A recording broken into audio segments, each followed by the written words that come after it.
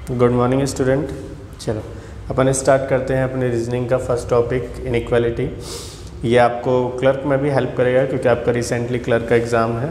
Pre में इसमें काफ़ी अच्छा स्कोर कर सकते हैं, बहुत इजी भी है और इसके 5 क्वेश्चन आते भी हैं और आप बिना पेन उठाए इसको आराम से कर सकते हो। हार्डली आपको 5 क्वेश्चन करने में मुश्किल से 10 सेकंड लगेगा। ठीक, जितना टाइम टिक लगाने में लगेगा बस उतना ही टाइम लगेगा, इसमें एक्स्ट्रा कुछ टाइम नहीं लगेगा, है ना। चलो आप देखते हैं अपन इनइक्वालिटी में क्वेश्चन कैसे आता है।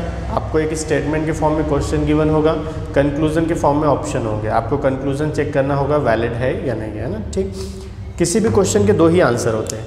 अगर आपके पास कोई क्वेश्चन है तो क्वेश्चन के सिर्फ 2 ही आंसर होते हैं, या तो वो आंसर ट्रू होगा या तो वो आंसर क्या होगा, फॉल्स होगा। किसी भी क्वेश्चन के 2 ही आंसर हो सकते हैं, या तो आंसर ट्रू होगा या तो आंसर फॉल्स होगा। अच्छा, जो ट्रू होता है उसको बोलते हैं डेफिनेटली ट्रू, और जो आपके पास आंसर फॉल्स होता है, फॉल्स में फिर आपके पास कैटेगरी होती है। First definitely false, second probably true, third probably false. ठीक है, ये 3 टाइप के आपके पास आंसर आते हैं फॉल्स में। जनरली जो एग्जाम में क्वेश्चन आता है उसमें सिर्फ ट्रू और फॉल्स ही पूछता है, डेफिनेटली प्रोबेबली नहीं पूछता। लेकिन रीजनिंग में अगर कभी पेपर को टफ करना हो या सिलॉक्स वगैरह में अप्लाई करना हो या रीजनिंग में कहीं भी अप्लाई करना हो तो बस थोड़ा सा ऑप्शन में चेंजेस करके ला सकते हैं। तो अपन दोनों तरीके से पढ़ लेते हैं, डेफिनेटली प्रोबेबली भी क्या होता है और डायरेक्ट ट्रू फॉल्स क्या होता है। ठीक, चलो पहले डेफिनेटली देख लेते हैं। देखो डेफिनेटली का मीनिंग भी आपको पता है। डेफिनेटली का मीनिंग क्या होता है, जो प्रॉपर डेफिनेट डिफाइंड हो। जैसे एग्जांपल समझ लेते हैं, जैसे मान लीजिए आपके पास कोई इक्वेशन है 4 + 7। ठीक, इस इक्वेशन का ऑलवेज डेफिनेट ही आंसर आएगा, एक ही आंसर आ सकता है इसका। तो अगर मैं इसका आंसर लिख दूँ 4 + 7 तो आंसर कितना हो जाएगा 10। 4 + 7 अगर करोगे तो आंसर कितना आएगा 10 नहीं, 10 नहीं आएगा। अब देखो इसका डेफिनेट आंसर आपको मालूम है। अगर इसका डेफिनेट आंसर आपको पता है, इसका मतलब है कि इसका आंसर डेफिनेट ही आ सकता है।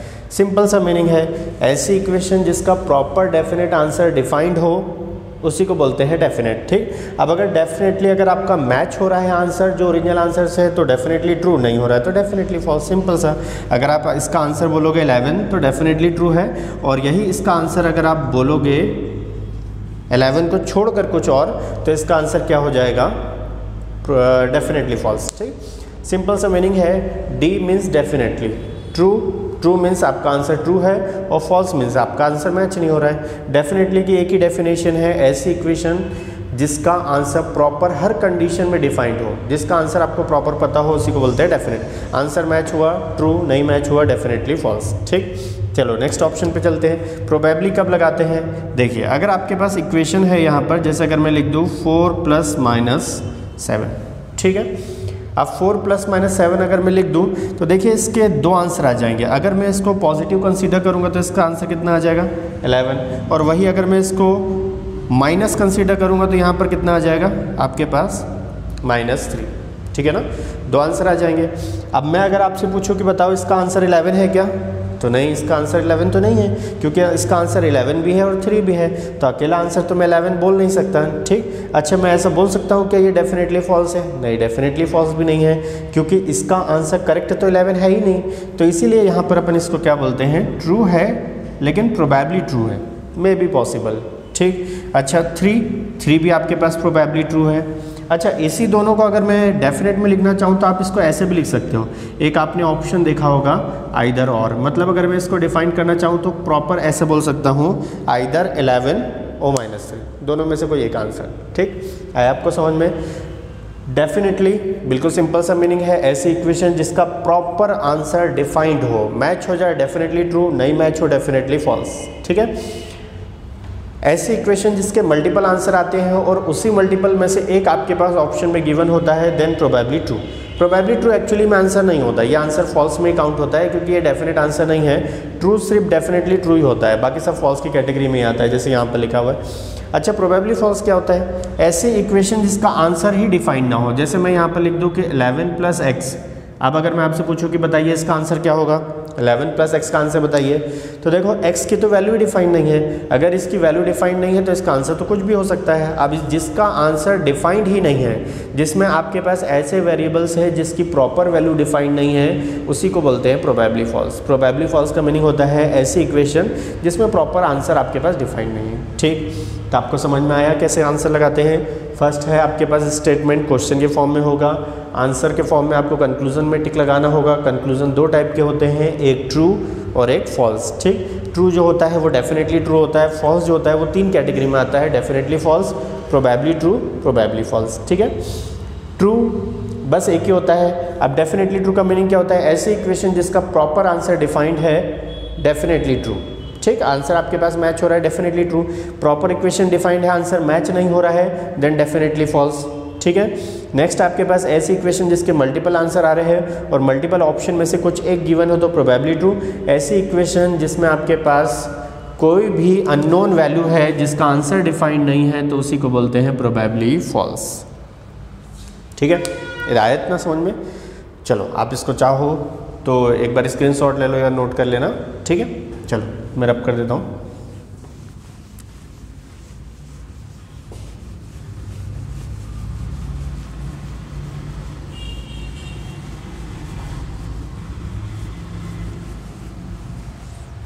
चलो अब अपन टॉपिक स्टार्ट कर दें। देखिए इसमें आपको करना क्या है, इसमें आपके पास कुछ सिंबल्स गिवन है, सिंबल के थ्रू आपको रिलेशन निकालना है। ठीक है, अच्छा कौन कौन से सिंबल्स है पहले देख लेते हैं। तो आपके पास सबसे पहला जो सिंबल्स है आपके पास क्या है, इक्वल।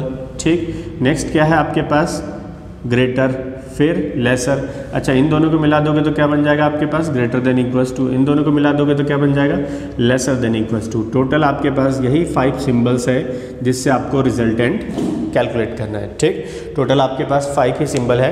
अच्छा एक्चुअल में अगर आप देखोगे तो आपके पास 5 सिंबल नहीं है, टोटल आपके पास 3 ही सिंबल है। एक आपके पास ग्रेटर, एक आपके पास लेसर और एक इक्वल। ये दोनों तो इन दोनों की कॉम्बिनेशन है, तो अगर आप टोटल देखोगे तो 3 सिंबल है, लेकिन एग्जाम में आपको अलग अलग गिवन है तो आप उसको 5 ही कंसिडर कर लीजिए। ठीक है, चलो अब देखते हैं एक बार। जैसे अगर मैंने यहाँ पर लिखा हुआ है ए और बी, अच्छा इसको कैसे रीड करेंगे, ए ग्रेटर देन बी। देखो एक्चुअली में अगर आप इसको देखोगे तो ये सिंगल ही सिंबल है, बस डिफरेंस कहाँ से आता है, रीड कैसा कर रहे हैं। अगर मैं इसको ए के रेफरेंस में रीड करूँ तो ये लिखा हुआ है ए ग्रेटर देन बी, और यही चीज़ को अगर मैं बी के रेफरेंस में रीड करूँ तो ये क्या आ जाएगा, बी लेसर देन ए। अगर मैं इसको बी के रेफरेंस में रीड कर रहा हूँ तो ये आ जाएगा बी लेसर देन ए। इसका मतलब ये एक ही सिंबल है, ग्रेटर लेसर कुछ नहीं होता, वो एक ही सिंबल है। आप उसको अगर फॉरवर्ड डायरेक्शन में ए के रेफरेंस में पढ़ोगे तो वही आपको ग्रेटर दिखेगा, और उसी चीज़ को अगर आप रिवर्स बी के रेफरेंस में पढ़ोगे तो बी इज़ लेसर देन ए। मतलब ये एक ही सिंबल है, बस डिफरेंस इतना सा है कि आप इसको फॉरवर्ड पढ़ रहे हो या रिवर्स। तो इसका मतलब है कि आप एक ही सिंबल कंसीडर करिए। अगर आपको कुछ भी फॉलो करना है तो आप लेफ्ट से फॉलो कर लीजिए या तो राइट से फॉलो कर लीजिए, क्योंकि सिंबल एक ही है। जो प्रॉपर्टी ग्रेटर के लिए अप्लाई होगी वही लेसर के लिए अप्लाई हो जाएगी। ठीक है, चलो अब इसमें देखते हैं अपन यहाँ पर। देखिए जब भी आप इस क्वेश्चन को करोगे तो आपको प्रेफरेंस मालूम होना चाहिए कि कौन सा सिंबल किससे बड़ा है। ठीक, चलो तो उसको थोड़ा सा अपन डिस्कस कर लेते हैं, कौन सा सिंबल्स की वैल्यू क्या क्या है। देखिए सबसे पहले देखते हैं ए ग्रेटर देन बी। ठीक है, इसी को चाहो तो आप बी के रेफरेंस में पढ़ोगे तो क्या बन जाएगा, बी लेसर देन, है ना। अब देखो जैसे पॉजिटिव सिंबल होते हैं ऐसे ही नेगेटिव भी सिंबल होते हैं। जैसे अगर मैं यहाँ पर लिख दूँ A not greater than B, इसका मतलब ए बी से ग्रेटर नहीं है। अच्छा ग्रेटर नहीं होगा तो फिर क्या होगा, या तो लेसर हो सकता है या तो इक्वल हो सकता है। देखो तीनों कंडीशन कभी भी एक बार में पॉसिबल हो ही नहीं सकती, या तो आप किसी पर्सन से बड़े हो या तो छोटे हो या तो उसके बराबर हो सकते हो। ऐसा कैसे हो सकता है आप बड़े भी हो छोटे भी हो, कोई एक ही हो सकता है ना। ठीक, अब देखो जो नेगेटिव सिंबल है इन्हीं से ये सिंबल आते हैं। जैसे मैंने यहाँ पर लिखा हुआ है ए नॉट ग्रेटर देन बी, तो अगर आप इसका मीनिंग देखोगे तो इसका मीनिंग क्या होगा, जैसे यहाँ लिख देता हूँ, इसका मीनिंग हो जाएगा A lesser than equals to B. ठीक, तो देखो पॉजिटिव को नेगेटिव में कन्वर्ट कर सकते हैं, नेगेटिव को पॉजिटिव में भी कन्वर्ट कर सकते हैं। ठीक, सही ना। अच्छा तो कुछ और सिंबल देख लेते हैं। जैसे मैंने यहाँ पर लिखा था, अगर मैं यहाँ पर लिख दूँ A not greater than equals to B, तो इसका मीनिंग क्या निकल जाएगा, यहाँ पर देखो ग्रेटर भी नहीं है इक्वल भी नहीं है, तो फिर क्या होगा, लेसर। सही है। अच्छा नेक्स्ट देख लेते हैं, अगर मैं यहाँ पर लिख दूँ A not lesser than B, means lesser नहीं है, लेसर नहीं है तो फिर क्या होगा, ग्रेटर देन इक्वल्स टू होगा। ठीक, अच्छा अगर लिख दूँ not lesser than equals to B, तो मीनिंग क्या निकलेगा इसका, ए ग्रेटर देन बी। अच्छा अगर मैं यहाँ पर लिख दूँ A not equals to B, not equals to B का मीनिंग क्या होगा, तो ये दो पार्ट में डिवाइडेड हो जाएगा। देखो इक्वल नहीं है मीन्स आइदर ग्रेटर और लेसर। ठीक, तो टोटल आपके पास ये 5 सिंबल्स थे जिसको आप नेगेटिव पॉजिटिव दोनों में रिप्रेजेंट कर सकते हो। ठीक, तो इसको अच्छे से याद रखिएगा। टोटल आपके पास 5 ही सिंबल है।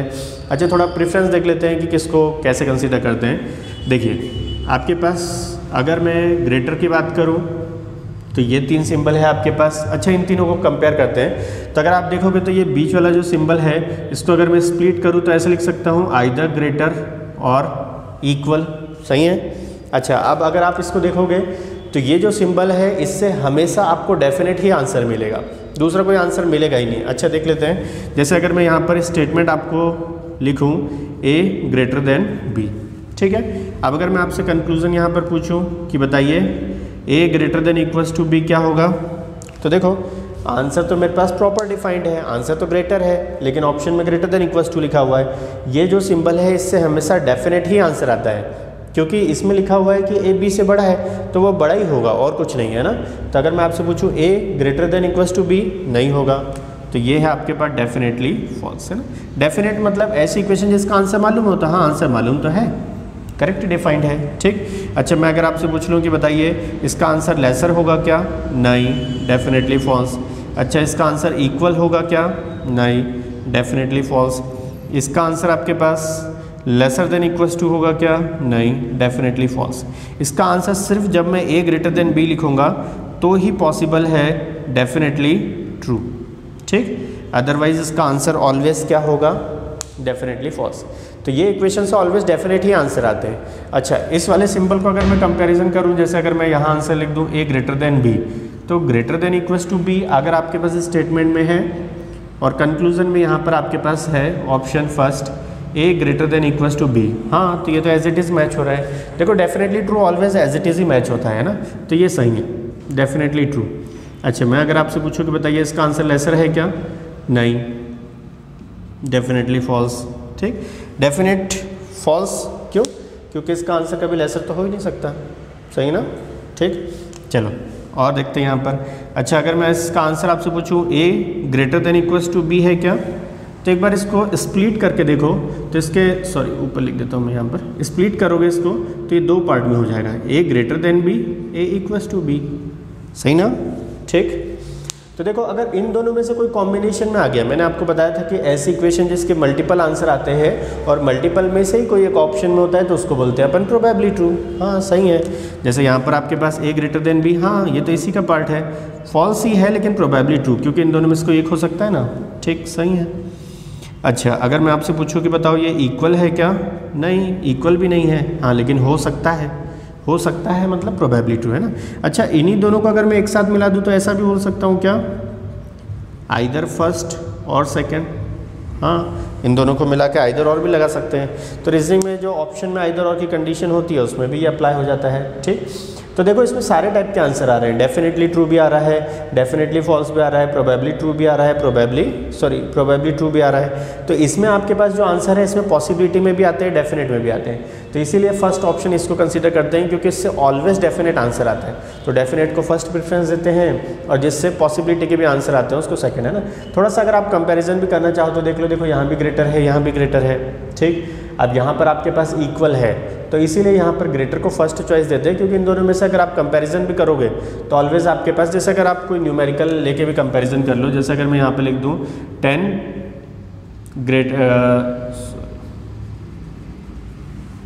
जैसे अगर आप कोई न्यूमेरिकल वैल्यू भी कंसीडर कर लो, जैसे यहाँ पर a greater than b, a greater than equals to b, है ना। अगर मैं इन दोनों को कंपैरिजन कर लूँ तो देखो आप b की कोई भी वैल्यू पुट कर दो, a तो उससे हर कंडीशन में बड़ा ही निकलेगा, है ना। लेकिन यहाँ अगर आप b की वैल्यू कुछ भी पुट करोगे तो a हो सकता है कि उससे बड़ा हो या हो सकता है बराबर हो, दोनों में से कुछ भी पॉसिबल है। तो हो सकता है इन दोनों की वैल्यू बराबर भी होगी, तो इस वैल्यू से ही आपको ऑलवेज ग्रेटर रिजल्टेंट मिलेगा। तो जो सबसे बड़ी वैल्यू मिलेगी उसको सबसे फर्स्ट प्रेफरेंस में रख देंगे, सही ना। तो यहाँ पर इसको हटा देता हूँ यहाँ से, ठीक। चलो, तो इसको याद रखिएगा, जब भी आप इनइक्वालिटी सॉल्व करोगे तो रिजल्टेंट निकालोगे तो फर्स्ट पॉइंट इसको देना, सेकंड पॉइंट हमेशा इसको देना और थर्ड इसको, सही ना, ठीक। अच्छा, मैंने आपको बताया था ग्रेटर और लेसर की प्रॉपर्टी तो सेम ही होती है, तो इसको अच्छे से याद रखिएगा। जब भी आपको कंक्लूजन फाइंड आउट करना होगा तो ऑलवेज इसको फॉलो करिएगा, फर्स्ट प्रेफरेंस ये है, सेकंड ये है, थर्ड ये, सही ना, ठीक। तो इसको अच्छे से याद करिएगा, ठीक है। अच्छा, अगर आपके पास नेगेटिव सिंबल आ गया तो चलो इसको यहाँ से मैं रब कर देता हूँ। देखो नेगेटिव में भी कोई प्रॉब्लम नहीं है, आपके पास अगर नेगेटिव सिंबल आ गए तो नेगेटिव का भी प्रेफरेंस याद कर लेते हैं। ठीक, देखो जब भी आपके पास कहीं नॉट इक्वल टू आएगा तो फर्स्ट प्रेफरेंस इसी को दीजिएगा। ऐसा क्यों, ये मैं आपको अभी बताऊंगा, क्योंकि इसमें इक्वेशन ही डिफाइन नहीं होती, आप इसको फर्स्ट प्रेफरेंस पे रखिए, है ना। इसका रीज़न बताता हूँ मैं आपको अभी। अच्छा, इन दोनों में अगर कंपैरिजन करना है तो इसका मतलब है लेसर देन इक्वल टू और इसका मतलब है लेसर। तो अभी अपन ने देखा था कि बड़ा कौन है इसमें, लेसर, और ये उससे छोटा है, तो इसका मतलब है कि फर्स्ट प्रायोरिटी पर ये आना चाहिए, तो ये हो जाएगा सेकंड और ये हो जाएगा थर्ड। ठीक, अब ऐसे ही अगर आप रिवर्स को फॉरवर्ड कर दोगे तो ठीक, तो ये हो गया नेगेटिव के लिए और वो हो गया पॉजिटिव के लिए। तो इसको अच्छे से याद रखिएगा, क्योंकि जब भी आप क्वेश्चन सॉल्व करोगे तो आपको इन्हीं के दोनों के बेसिस पर बताना होगा कि इसका एक्चुअल आंसर क्या है ना। ठीक, बिल्कुल सिंपल है। अगर ग्रेटर आपके पास कभी भी गिवन हो तो फर्स्ट प्रायोरिटी पर ग्रेटर रखिएगा, सेकंड पर greater than equals to, third पर इक्वल्स टू। मैंने आपको बताया था ग्रेटर को उल्टा पढ़ोगे तो लेसर हो जाएगा, तो वही ग्रेटर के उल्टे में lesser, greater than equals to को उल्टा पढ़ेंगे लेसर देन इक्वल्स टू, ये तो बाय डायरेक्शनल है। सही। अच्छा, इसको भी वैसे ही नॉट इक्वल्स टू का रीज़न मैं आपको बाद में बताऊंगा। अभी यहाँ पे देखो greater than, not greater than equals to का मतलब लेसर होता है और इसका मतलब लेसर देन इक्वल्स टू, तो इन दोनों में से फर्स्ट प्रायोरिटी पर ये, सेकंड पर ये। सही ना। ठीक, चलो तो ये प्रायोरिटी को आप नोट कर लीजिए, उसके बाद फिर मैं आपको बताता हूँ आगे, है ना। ठीक, चलो हो गया ना।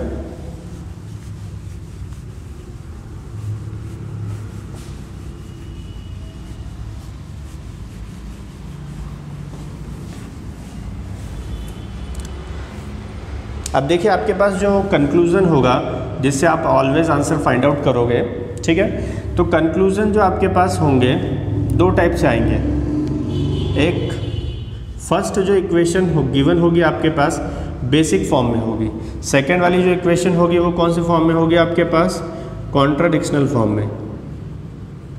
अब देखिए बेसिक फॉर्म का मतलब क्या होता है, इक्वेशन में आपके पास सारे सिंबल्स अगर एक डायरेक्शन में है तो इसका मतलब है या तो सब ग्रेटर के डायरेक्शन में या तो सब लेसर के डायरेक्शन में, इसको बोलते हैं आपके पास बेसिक इक्वेशन।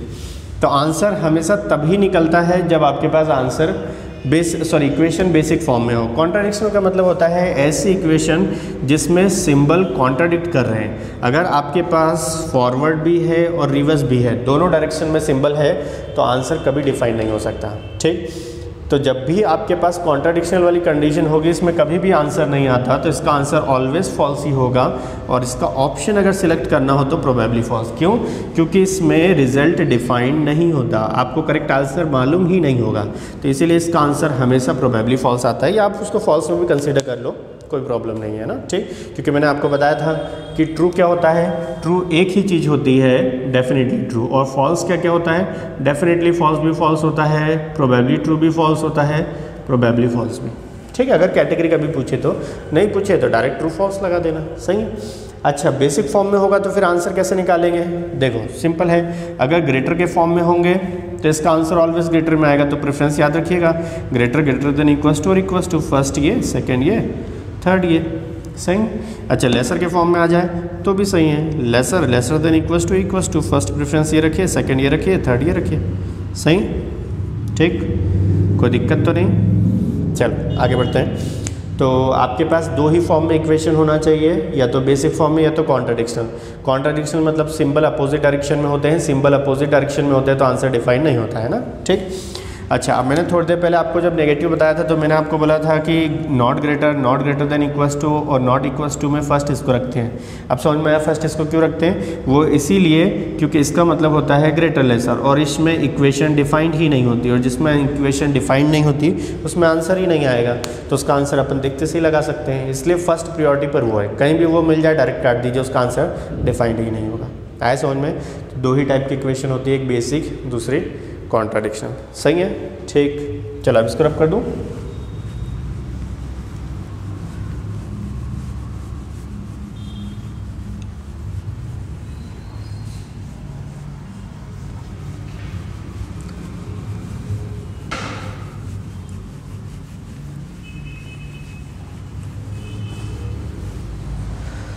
चलो अब एक क्वेश्चन लेके देखते हैं बेसिक। जैसे आपके पास स्टेटमेंट गिवन है क्वेश्चन के फॉर्म में, A greater than B greater than equals to C equals to D greater than equals to E lesser than D F G. ठीक है, जैसे ये आपके पास स्टेटमेंट गिवन है और कंक्लूजन यहाँ पर आपके पास गिवन है। जैसे फर्स्ट कंक्लूजन लिखा हुआ है A greater then D, second है आपके पास ए ग्रेटर देन एफ, थर्ड है आपके पास ए ग्रेटर देन सी, फोर्थ है आपके पास ए ग्रेटर देन जी, फिफ्थ है आपके पास बी ग्रेटर देन एम। ठीक है, जैसे इस टाइप के आपके पास ऑप्शन गिवन है। और एक ऑप्शन ले लेते हैं इसमें, बी ग्रेटर देन डी, है ना। ठीक है, चलो अब देखते हैं इसका फर्स्ट। सबसे पहले मुझे आंसर फाइंड आउट करना है ए और डी के बीच में। ठीक है, तो सबसे पहले ए और डी के बीच में जितने भी नंबर ऑफ सिंबल्स आ रहे हैं उसको पहले देखिए। तो ए से स्टार्ट करते हैं। तो अगर ए से स्टार्ट करोगे तो सबसे पहले क्या है, ग्रेटर, सेकंड क्या है, greater than equals to, third क्या है, इक्वल्स टू, फिर क्या है, डी। आगे सही है।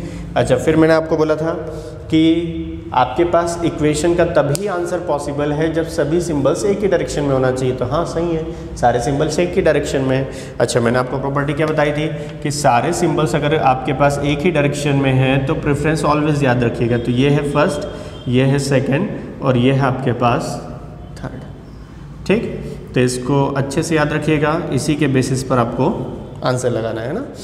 अच्छा, तो इन तीनों में सबसे बड़ा सिंबल कौन सा है, तो सबसे बड़ा सिंबल है आपके पास ग्रेटर, मतलब आपका रिजल्टेंट क्या है, ए ग्रेटर देन। सही है, अगर आपका आंसर एग्जैक्ट मैच होगा तो डेफिनेटली ट्रू है। तो हाँ, एग्जैक्ट मैच ही तो हो रहा है। ठीक, ए ग्रेटर देन डी यहाँ भी लिखा हुआ है, ए ग्रेटर देन डी यहाँ लिखा हुआ है, तो आपका आंसर है ट्रू। अगर आपको कैटेगरी भी लगाना है तो इसको आप बोल सकते हो डेफिनेटली ट्रू। अगर कैटेगरी पूछे एग्जाम में तो ही फाइंड आउट करिए, नहीं पूछे तो स्किप कर दीजिए। ठीक है, सेकंड है ए ग्रेटर देन एफ, इसको चेक कर लेते हैं। तो अगर मैं ए से और एफ के बीच में सारे सिंबल्स को देखूं सॉरी, तो देखिए सबसे पहला symbol greater, second greater than equals to, third equals to, fourth greater than equals to, then lesser. अब यहाँ पर है f। अच्छा, अब इसको कंपैरिजन करते हैं। तो ये देखिए सारे सिंबल्स ग्रेटर में है क्या, नहीं, यहाँ पर एक रिवर्स में आ गया, तो इसका तो आंसर ही डिफाइन नहीं होगा। ये तो कॉन्ट्राडिक्शनल हो गया, कॉन्ट्राडिक्शनल का आंसर डिफाइंड ही नहीं होता, फॉल्स। अच्छा, मैंने आपको बताया था इसकी कैटेगरी कैसे निकाल सकते हैं। कैटेगरी एग्जाम में पूछे तो आप निकाल सकते हो ऐसे इक्वेशन जिसका आंसर ही डिफाइंड ना हो। ठीक, तो उसको क्या बोलेंगे, प्रोबेबली फॉल्स है। प्रोबेबली फॉल्स मतलब ऐसी इक्वेशन जिसका आंसर ही डिफाइंड ना हो। ट्रू फॉल्स पूछे तो बहुत आसान है, कोई दिक्कत नहीं। अच्छा, इसको देख लेते हैं, ए और सी के बीच में क्या रिजल्टेंट है। तो ए से स्टार्ट करते हैं। तो सबसे पहला symbol greater, second one greater than equals to, फिर आपके पास आ गया सी। सही है, अब इन दोनों में सबसे बड़ा सिंबल कौन सा है, ग्रेटर। अब देखिए यही तो सेम यहाँ भी लिखा हुआ है, एग्जैक्ट मैच हो रहा है तो ट्रू, डेफिनेटली ट्रू। कैटेगरी पूछे तो लगाइए, नहीं पूछे स्किप करिए। नेक्स्ट है आपके पास ए और जी, इसको भी देख लेते हैं। चलो ए से स्टार्ट करते हैं। ए से स्टार्ट करोगे तो फर्स्ट क्या है, greater, second greater than equals to, third equals to, then greater than equals to, then lesser than equals to. ठीक, अब अगर यहाँ से देखोगे तो सिंबल फॉरवर्ड में है और ये रिवर्स में है, ये तो कॉन्ट्राडिक्शनल हो गया, इसमें आंसर ही नहीं निकलेगा। प्रोबेबली फॉल्स, आंसर भी फॉल्स। सही। Next B greater than M. अच्छा, एम इस इक्वेशन में कहाँ पर है, इसमें तो एम है ही नहीं। अब जो है ही नहीं उसको कंपैरिजन कैसे करोगे। तो अगर कोई भी वैल्यू आपके पास अननोन हो, जिसकी वैल्यू डिफाइंड ना हो, तो इसका भी आंसर प्रोबेबली फॉल्स ही होता है। ठीक, तो यहाँ से आपको एक पॉइंट समझ में आ गया होगा कि प्रोबेबली फॉल्स का दो मीनिंग होता है। एक, जब आपके पास अननोन एलिमेंट हो, मतलब जो इक्वेशन में हो ही ना, तो भी फॉल्स। और सेकंड, अगर आपके पास कभी भी कॉन्ट्राडिक्शनल वाली कंडीशन आ रही है तो उसका आंसर डिफाइन नहीं होगा। ठीक, दोनों कंडीशन में फॉल्स ही है। अच्छा, बी ग्रेटर देन डी, इसको देख लेते हैं। तो बी से डी चलते हैं ना। तो बी से अगर मैं डी चलूँ, first greater than equals to, second equals to. सही है। अब इन दोनों में सबसे बड़ा सिंबल कौन सा है देखिए, तो फर्स्ट प्रायोरिटी पर ये है, लेकिन ये तो कहीं है ही नहीं। अच्छा, इन दोनों को कंपैरिजन करें तो सेकंड नंबर पर ये है, तो इसका रिजल्टेंट क्या हो जाएगा, ग्रेटर देन इक्वल्स टू। तो आपका जो आंसर आ जाएगा final B greater than equals to D. लेकिन ये आंसर सेम यहाँ पर है क्या? नहीं। देखो ट्रू और फॉल्स का तो बिल्कुल इजी मीनिंग होता है और उसको लगाना भी बहुत आसान होता है। जब मैं आपको डायरेक्ट ट्रू फॉल्स आंसर निकाल के बताऊंगा तो विदिन सेकंड में आप इसका टिक लगा लोगे। बस इसमें प्रॉब्लम है कैटेगरी निकालना। अगर कभी मेंस में इसको क्लैरिकल में डालना हो और थोड़ा टफ पैटर्न बनाना हो तो कैटेगरी ही पूछेगा आपसे, और इजी बनाना होगा जैसे चल रहा है तो बिल्कुल इजी है। देखो ट्रू फॉल्स का तो सिंपल सा मीनिंग होता है, आंसर मैच हो गया तो लगा दो ट्रू, नहीं मैच हो लगा दो फॉल्स, सही ना। अब देखो यहाँ पर आंसर मैच तो नहीं हो रहा है इसलिए मैंने फॉल्स लगा दिया। अच्छा, लेकिन इसका मीनिंग क्या होता है? बी इज़ आइदर ग्रेटर और इक्वल्स टू डी, मतलब या तो ग्रेटर हो सकता है या तो इक्वल हो सकता है। तो यहाँ पर ग्रेटर तो है, मतलब आंसर हो सकता है प्रोबेबली ट्रू। आया समझ में? तो ये है आपके पास सारे ऑप्शन, कैसे टिक लगाते हैं। अच्छा, अब इस क्वेश्चन को सॉल्व किया होगा तो आपको एक चीज़ तो समझ में आ गई होगी कि जब भी मैंने किसी दो वेरिएबल्स के बीच में आपसे पूछा था कि रिजल्टेंट क्या होगा, तो रिजल्टेंट अल्फ़ाबेट पर डिपेंड नहीं कर रहा था। रिजल्टेंट किस पर डिपेंड कर रहा था? सिंबल्स पर। तो ये हर बार इतना लिखना आपको नेसेसरी नहीं है, आप देख के भी आप डायरेक्ट आंसर बता सकते हो। क्यों? अगर मैं आपसे पूछ रहा हूँ कि ए और ई के बीच में आंसर बताइए तो कुछ नहीं, आप सारे सिंबल्स को देखते जाइए, अल्फ़ाबेट को स्किप कर दीजिए और जो फाइनल रिजल्टेंट होगा वही आपका आंसर आ जाएगा। तो इतना सब लिखना नहीं पड़ेगा आपको, ठीक है। चलो, तो आप जो अपन नेक्स्ट क्वेश्चन करते हैं उसमें ये सब स्किप कर देते हैं, इतना लिखेंगे नहीं, है ना। चलो कर दूँ रब, ठीक।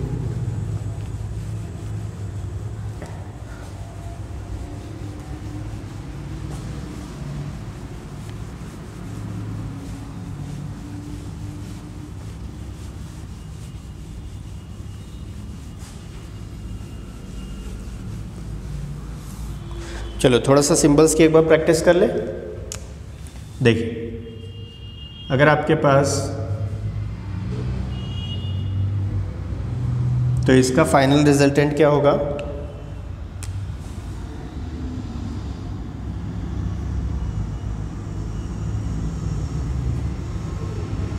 मेरे साथ आप लोग सॉल्व करते जाइए और कॉपी में लिखिए कि इसका फाइनल रिजल्टेंट क्या आएगा।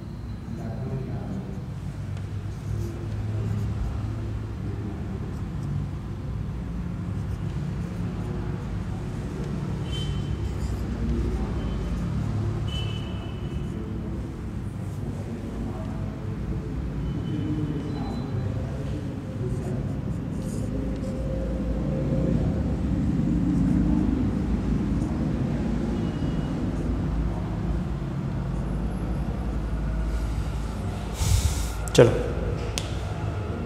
ठीक है, चलो वीडियो को पॉज करके आप इसको एक बार सॉल्व कर लो, फिर आंसर देखिए ना। देखिए कंडीशन तो आपको याद है ना, कंडीशन बिल्कुल इजी है। अगर आपको कभी भी क्वेश्चन सॉल्व करना है तो प्रेफरेंस अच्छे से याद रखिए। प्रेफरेंस मैंने आपको क्या बताया था? Simple, greater greater than equals to first preference, second, third one, ठीक। Lesser lesser than equals to, ये हो गया आपके पास पॉजिटिव सिंबल्स के लिए, ठीक है। चलो अब इसको सॉल्व करें। देखिए यहाँ पर सारे सिंबल्स फॉरवर्ड डायरेक्शन में है। हाँ, सबसे बड़ा सिंबल्स कौन सा है? ग्रेटर। तो आपका आंसर फाइनल क्या हो जाएगा? ग्रेटर। यहाँ पर सारे सिंबल्स फॉरवर्ड में है। हाँ, सबसे बड़ा सिंबल कौन सा है? ग्रेटर। अच्छा, यहाँ देखिए सारे सिंबल्स फॉरवर्ड डायरेक्शन में है, सबसे बड़ा सिंबल क्या है आपके पास? ग्रेटर। यहाँ पर देखिए सारे सिंबल्स रिवर्स डायरेक्शन में है, सबसे बड़ा सिंबल क्या है? लेसर। यहाँ पर देखिए सारे सिंबल्स रिवर्स डायरेक्शन में है, इक्वल बाय डायरेक्शनल होता है, आप उसको छोड़ दीजिए, उसकी कोई डायरेक्शन नहीं है। लेसर देन इक्वल्स टू, तो यहाँ पर हो जाएगा लेसर देन इक्वल्स टू। यहाँ पर सारे सिंबल्स इक्वल में है तो आंसर ही इक्वल हो जाएगा। अच्छा यहाँ चलिए, अब आपके पास ये नेगेटिव प्रेफरेंस में है तो एक बार नेगेटिव देख लेते हैं। चलो इसी को मैं यहाँ पर नेगेटिव में कन्वर्ट कर दूँ क्या, यहीं लिख देता हूँ, है ना। चलो इसमें से इसको आप नोट कर लीजिए इधर वाले को। चलो इसको रब कर दो इस साइड।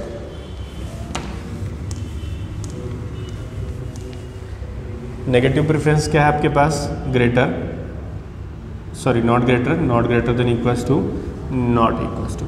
ठीक, तो फर्स्ट क्या बताया था मैंने आपको,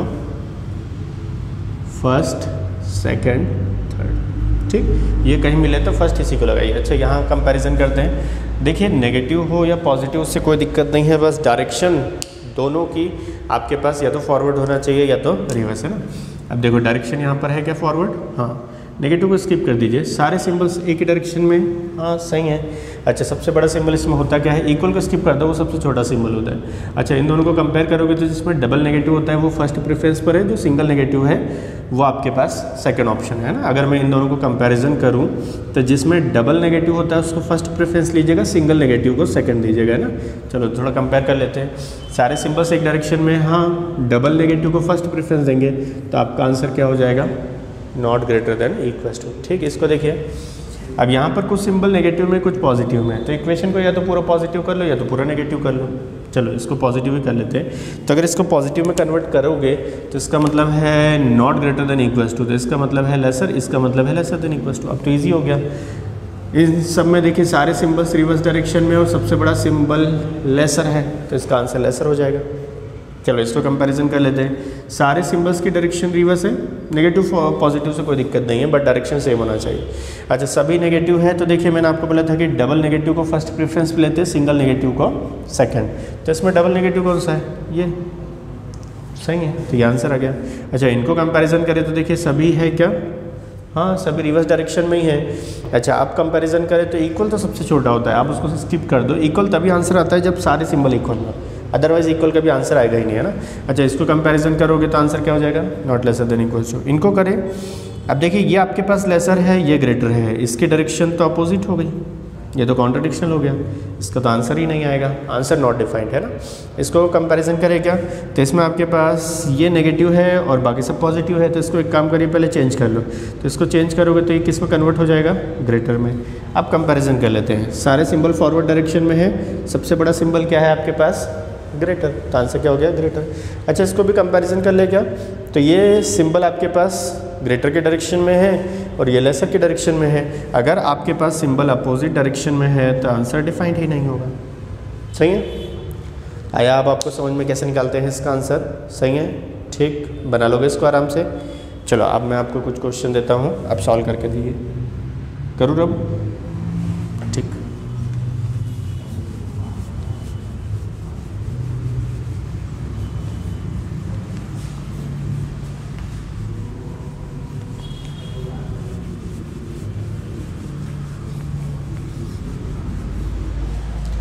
अब देखिए हो सकता है आपके पास स्टेटमेंट सिंगल गिवन हो सकता है मे बी मल्टीपल में भी गिवन हो, जैसे यहाँ पर लिखा हुआ है A greater than B greater than equals to C equals to D, ठीक। फिर यहाँ पर आपके पास P lesser than equals to की, Q R S C, then K L R M N U V W D, जैसे कि आपके पास स्टेटमेंट है, कंक्लूजन फाइंड आउट करना है, ठीक है। चलो देखते हैं यहाँ पर। फर्स्ट आपके पास गिवन है A greater than U, second है A greater than equals to R, third है D lesser than U, fourth है K greater than C, fifth है आपके पास P greater than V, K greater than W, C greater than R, W greater than equals to L,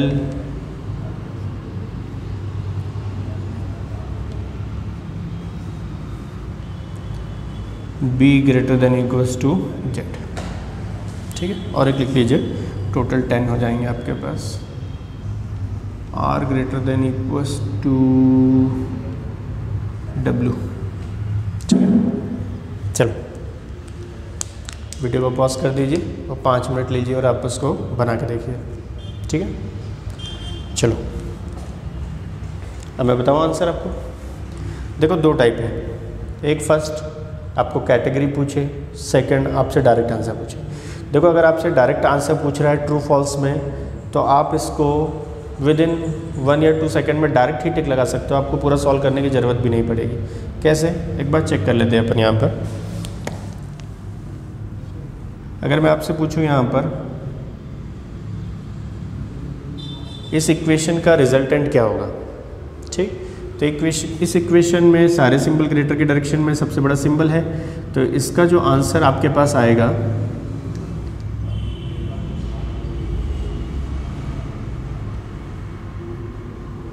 तो इसका जो resultant होगा क्या होगा, ग्रेटर, सही है।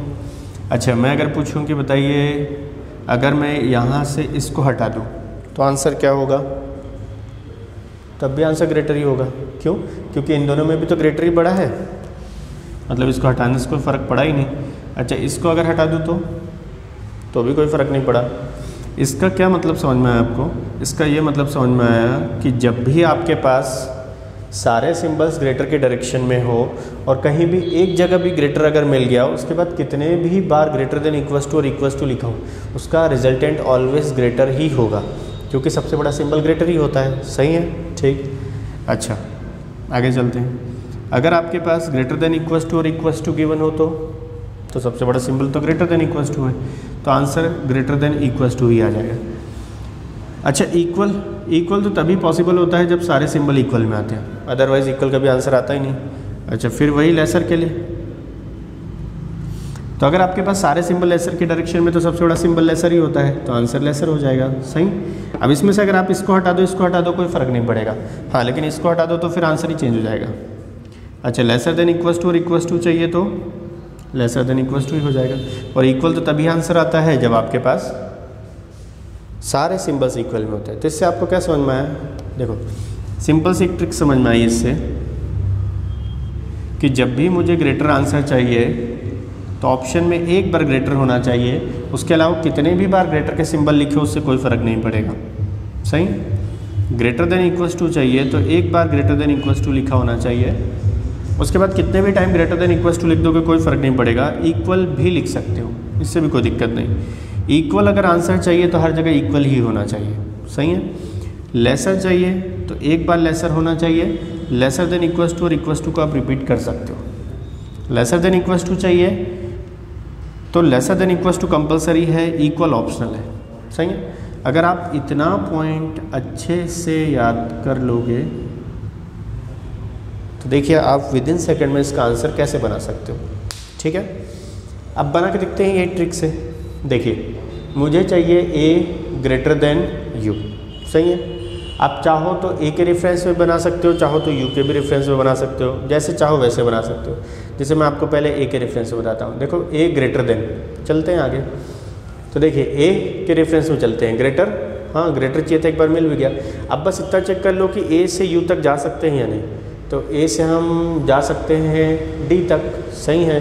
अच्छा फिर d से u तक जा सकते हैं क्या, हाँ जा सकते हैं, तो आंसर ट्रू है, सही है, ठीक। और ट्रू तो एक ही कैटेगरी में भी होता है, डेफिनेटली ट्रू कैटेगरी अगर लगाना हो तो। आगे चलते हैं, a greater than equals to are.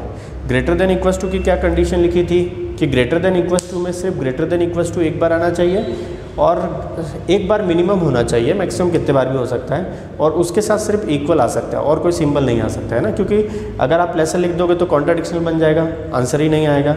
वो ग्रेटर लिख दोगे तो आंसर ही ग्रेटर हो जाएगा, क्योंकि सबसे बड़ा सिंबल वही है। तो देखो a greater than equals to, नहीं ये तो पहले ग्रेटर आ गया, ग्रेटर अगर लिखा हुआ है तो इसका आंसर कभी भी ग्रेटर देन इक्वल्स टू तो होगा ही नहीं, भले ग्रेटर हो जाएगा लेकिन ग्रेटर देन इक्वल्स टू नहीं होगा। तो इसको आर तक जाने की ज़रूरत है क्या, नहीं। तो देखिए मैंने आपको एक ही अल्फ़ाबेट और एक ही सिंबल देख के पूरी इक्वेशन का आंसर बता दिया, मैं आर तक गया भी नहीं, ठीक। तो इसका आंसर फॉल्स है ना।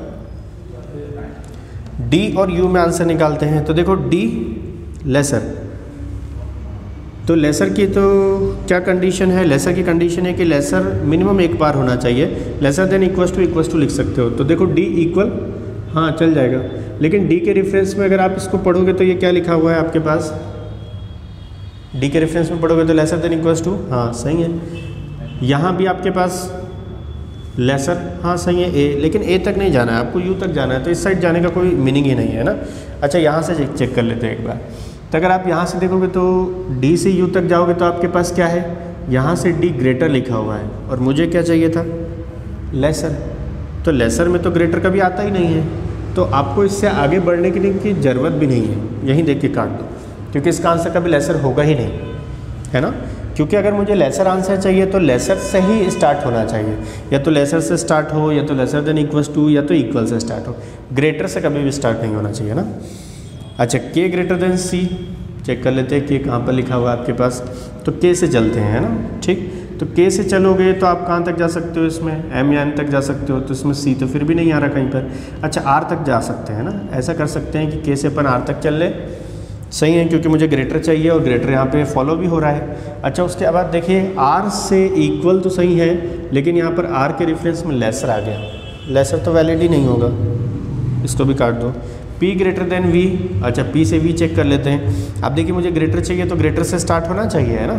अब देखिए P तो यहाँ पर लेसर से स्टार्ट हो रहा है और तो कहीं पर P है ही नहीं, तो इसको भी काट दो, ये आंसर भी फॉल्स है, सही। इसको चेक कर लेते हैं, K greater than equal, sorry K greater than W है क्या, तो K ग्रेटर हाँ है, लेकिन W यहाँ पर है। चलो इन दोनों को कनेक्ट करके देखते हैं। तो K से R जा सकते हैं, ठीक। आप चाहो तो R से कहाँ तक जा सकते हो, तो R से आप P तक जा सकते हो, लेकिन देखो आगे तो कुछ कनेक्ट ही नहीं हो रहा। तो अगर आपके पास कनेक्ट ही नहीं हो रहा तो फिर तो यहाँ पर आंसर ही नहीं आएगा, तो इसको भी हटा दो। चलो इसको देखो, C ग्रेटर देन R है क्या, तो हाँ C से अगर आप चलोगे तो ये ग्रेटर देन इक्वल्स टू, सबसे बड़ा सिंबल तो ग्रेटर ही हो गया, तो ये आंसर ट्रू हो गया। अच्छा इसको चेक कर लेते हैं, W greater than equals to L है क्या, तो W से चलते हैं। तो देखो ग्रेटर देन इक्वल्स टू में सिर्फ ग्रेटर देन इक्वल्स टू ही होना चाहिए, तो इस साइड तो लेसर है W के रेफरेंस में, तो इस साइड मत जाओ, इस साइड चलते हैं। Greater than equals to, greater than equals to सही है, U तक जा सकते हैं, लेकिन आपको कहाँ तक जाना है, L तक जाना है। L कहाँ पर है, यहाँ पर, कनेक्ट हो सकता है क्या, तो आपके पास V है और U है। अब देखो कनेक्ट करने के लिए ये दोनों एलिमेंट किसी इक्वेशन में कॉमन होना चाहिए, तब तो अपन आगे चलेंगे, तो ये तो इन दोनों में किसी में कॉमन है ही नहीं। अब कॉमन नहीं है तो वो तो आगे जाएगा भी नहीं, सही है। अच्छा B greater than equals to Z, इस इक्वेशन में तो Z कहीं पर है ही नहीं, और Z नहीं है तो फिर आंसर कहाँ से आ जाएगा, इसको भी हटाओ, सही है। अच्छा R greater than equals to W, इसको चेक कर लेते हैं। तो आपके पास R यहाँ पर है, इसमें W कहाँ पर है, तो W यहाँ पर है। अच्छा R यहाँ पर भी है, तो दोनों में से एक जगह चेक कर लेते हैं कहीं भी। तो देखो अगर आप R से रिलेशन निकालोगे तो मुझे क्या चाहिए, R greater than equals to W। Greater than equals to की एक ही कंडीशन है कि ग्रेटर देन इक्वल्स टू ही होना चाहिए। इस साइड चलोगे तो लेसर आ जाएगा, चलने का कोई मतलब ही नहीं। यहाँ से चलोगे तो ग्रेटर देन इक्वल्स टू सही है, लेकिन P और Q आगे है क्या, नहीं। अच्छा इसमें चेक करें, greater than equals to, greater तो चलेगा ही नहीं, तो आप जा सकते हो M तक जा सकते हो, M भी कहीं आगे नहीं है, तो इसका मतलब ये भी फॉल्स है। या आप चाहो तो इक्वेशन लिख के भी सॉल्व कर सकते हो, ठीक। आया आपको समझ में, तो विदिन सेकंड में आप इसका आंसर निकाल सकते हो। एग्ज़ाम में इतनी बड़ी इक्वेशन भी नहीं आती, मैंने तो आपको काफ़ी बड़ी इक्वेशन लिख दी, तो इजीली आप इसको बना सकते हो, ठीक, सही है। चलो तो नेक्स्ट क्लास में आपको मिलते हैं, और ज़्यादा क्वेश्चन मैं लाऊंगा, घर पे आप इसका प्रैक्टिस करिएगा, कोई भी डाउट हो तो कमेंट्स करिएगा, ठीक। Thank you.